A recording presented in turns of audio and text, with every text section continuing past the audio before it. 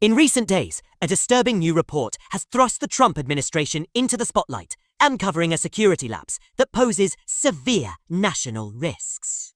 An international investigation has revealed that private emails, usernames, and passwords of several top cabinet officials within the Trump team are readily accessible online. This breach exposes the very credentials that guard access to secure communications channels, such as the widely used Signal app, a tool intended to protect the confidentiality of sensitive war planning discussions.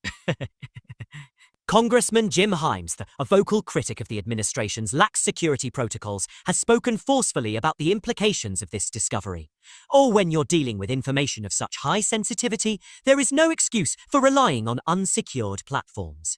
He stated, according to the congressman, the inherent vulnerabilities of using a personal phone for classified communications should be self-evident, especially for those occupying positions of immense responsibility. He argued that if a lower-ranking military member had committed a similar error, the repercussions would be swift and severe, ranging from court-martial to dismissal from service, highlighting a stark double standard in accountability. The core of the scandal centers on the use of Signal for war planning communications, a method that, while popular among some for its encrypted messaging capabilities, is ill-suited for matters of national defense when misused. As Congressman Himes explained, the fact that such critical discussions were conducted on an insecure platform not only jeopardizes operational security, but also signals a broader disregard for established protocols.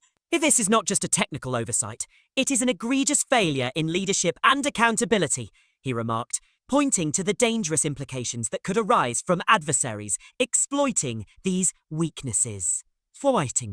Despite the gravity of the breach, the administration's response has been marked by a consistent refusal to acknowledge responsibility. Instead of undertaking a candid evaluation of the mishap and instituting corrective measures, key figures within the Trump team have opted to deflect blame. Notably, Secretary of Defense Pete Hegseth and Representative Mike Waltz have directed criticism toward external entities, such as the Signal app and journalist Jeffrey Goldberg of The Atlantic, instead of admitting the inherent errors in their own operational security. This blame-shifting approach mirrors a broader pattern within the administration, where accountability is repeatedly sidestepped in favor of partisan deflection. The repercussions of this lack of accountability extend far beyond political theatre. For service members operating in volatile regions, the implications are dire. The mismanagement of sensitive information could have, in the worst-case scenario, compromised the safety of pilots and sailors engaged in critical military operations. Congressman Himes emphasized that such a lapse is not merely a bureaucratic error.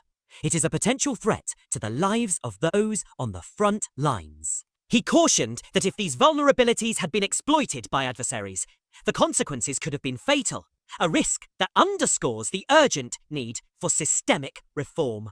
Moreover, the administration's continued practice of blaming external forces rather than confronting its own missteps has significant implications for national security. With the Kremlin, Beijing, and even North Korea closely monitoring American vulnerabilities, the delay in addressing these internal flaws only emboldens potential adversaries. The investigative report suggests that such negligence may even provide these foreign entities with the tactical intelligence they need to exploit American military operations. The implications here are not confined to domestic politics. They strike at the heart of our national security, the congressman asserted, drawing parallels to previous security scandals that have weakened American strategic posture. Historically, the nation has witnessed similar security lapses with far-reaching consequences. The Benghazi incident, for example, catalyzed a series of investigations that laid bare the deficiencies in the government's approach to security and accountability. Today's revelations evoke echoes of that past, highlighting a pattern where critical errors are met not with introspection and remedial action, but with an entrenched culture of denial. The administration's failure to learn from past mistakes, reflected in its obstinate refusal to accept responsibility, raises serious concerns about its capacity to manage future crises. Political dynamics further complicate the response to this breach. Many on the right have historically used national security as a platform for political maneuvering rather than as a genuine call for reform. In closed hearings, some Republican lawmakers have attempted to downplay the seriousness of the incident, suggesting that it is merely a political ploy.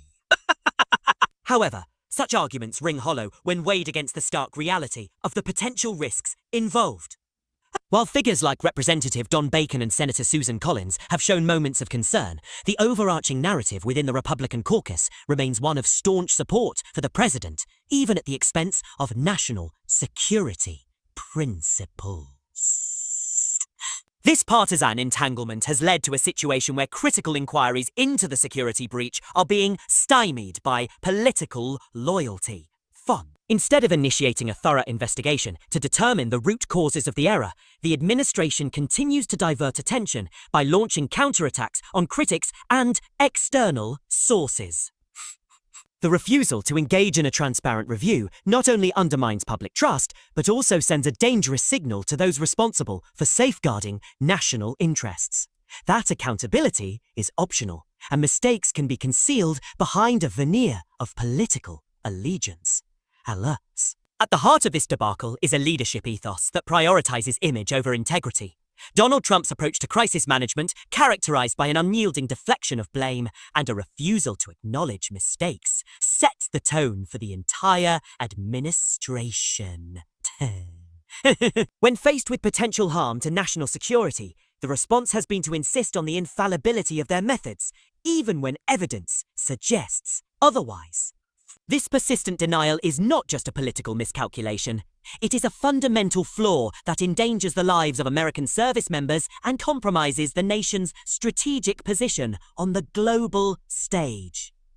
As the investigation continues, the need for a comprehensive review of security protocols becomes ever more apparent. The report calls for an honest accounting of what transpired, a process that must involve all parties directly implicated in the breach. Only through a transparent and impartial inquiry can the nation hope to rectify the missteps that have left its security vulnerable.